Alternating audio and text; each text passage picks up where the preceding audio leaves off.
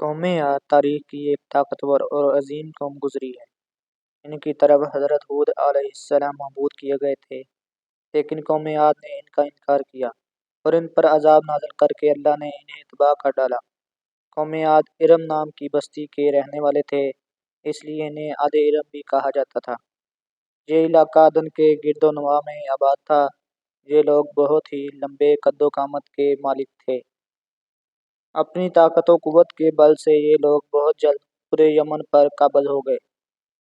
ان پر کئی بادشاہوں نے حکومت کی، مگر دو بادشاہ ایسے آئے جن کی حکومت عظیم اور جاہ و جلال والی تھی۔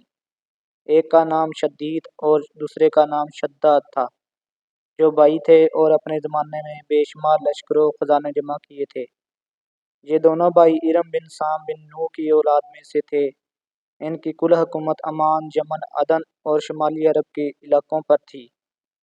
جب شدید کی موت واقع ہوئی تو پوری حکومت شداد کو مل گئی۔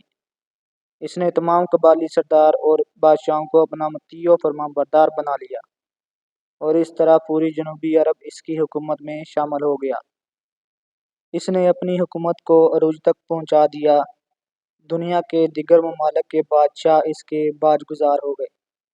اس تسلط اور غلبے نے اس کو اتنا مغرور تکبر کر دیا کہ اس نے خدائی کا دعویٰ کر ڈالا۔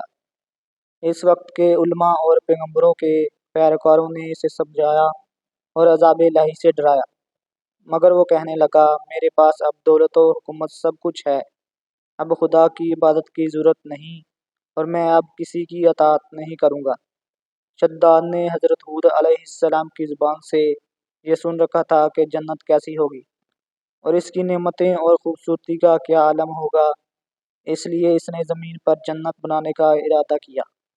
وہ کہتا تھا، مجھے اس جنت کی ضرورت نہیں ہے جو خدا نے بنائی ہے، ایسی جنت تو میں خود دنیا میں ہی بناؤں گا۔ لہٰذا اس نے اپنے معتبر افراد کو جمع کیا اور ہر ایک کو 1000 آدمیوں پر مقرر کیا، اور پوری دنیا کے ماہرین کو عدن آنے کی دعوت دی۔ اس نے اپنے بھانجے ضحاک کو، ایران کا بادشاہ تھا، کہلا بھیجا کہ اتنا سونا چاندی تمہارے پاس جمع ہے، وہ فوراً میرے پاس بھیج دو۔ ضحاک نے ایسا ہی کیا۔ اس نے تمام حکمرانوں اور سرداروں کو یہ حکم دیا کہ سونے چاندی کی کانوں سے اینٹیں بنوا کر بھیجیں، اور گوہے عدن کے متصل ایک مربع شہر جو 10 کوس چوڑا اور 10 کوس لمبا ہو، بنانے کا حکم دیا۔ اس کی بنیادیں اتنی گہری کھدوائی کہ پانی کے قریب پہنچا دیں۔ پھر ان بنیادوں کو سنگ سلیمانی سے بھروا دیا۔ جب بنیادیں بھر کر زمین کے برابر ہو گئیں تو اس پر سونے چاندی کی اینٹوں کی دیواریں بنوائیں۔ ان دیواروں کی بلندی اس زمانے کے گز کے حساب سے 100 گز مقرر کی گئی۔ جب سورج نکلتا تو اس کی چمک سے دیواروں پر نگاہ نہیں ٹھہرتی تھی۔ یوں شہر کی 4 دیواری بنائی گئی۔ اس کے بعد 4 دیواری کے اندر 1000 محل تعمیر کیے گئے۔ ہر محل 1000 ستونوں والا تھا اور ہر ستون جواہرات سے جڑا ہوا تھا۔ پھر شہر کے درمیان میں ایک نہر بنوائی، اور ہر محل میں اس نہر سے چھوٹی چھوٹی نہریں لے جائی گئی۔ ہر محل میں حوض اور فوارے بنائے گئے۔ ان نہروں کی دیواریں اور فرش یاقوت، زمرد، مرجان اور نیلم سے سجا دی گئی۔ نہر کے کناروں پر ایسے مصنوعی درخت بنائے گئے جن کی جڑیں سونے کی شاخیں اور پتے زمرد کے تھے۔ ان کے پھل موتی و یاقوت اور دوسرے جواہرات کے بنوا کر ان پر لٹکا دیے گئے۔ شہر کی دکانوں اور دیواروں کو زعفران اور عنبر و گلاب سے سیکل کیا گیا۔ یاقوت و جواہرات کے خوبصورت پرندے چاندی کی اینٹوں پر بنوائے گئے، جن پر پہرے دار اپنی اپنی باری پر آ کر پہرے کے لیے بیٹھتے تھے۔ جب تعمیر مکمل ہو گئی، حکم دیا کہ سارے شہر میں ریشم کے قالین بچھا دیے جائیں۔ پھر نہروں میں سے کسی کے اندر میٹھا پانی، کسی میں شراب، کسی میں دودھ اور کسی میں شہد و شربت جاری کر دیا گیا۔ روایتوں میں آتا ہے کہ اس جنت کو بنانے میں 300 سال لگے، اور شداد کی عمر 900 سال کے قریب تھی۔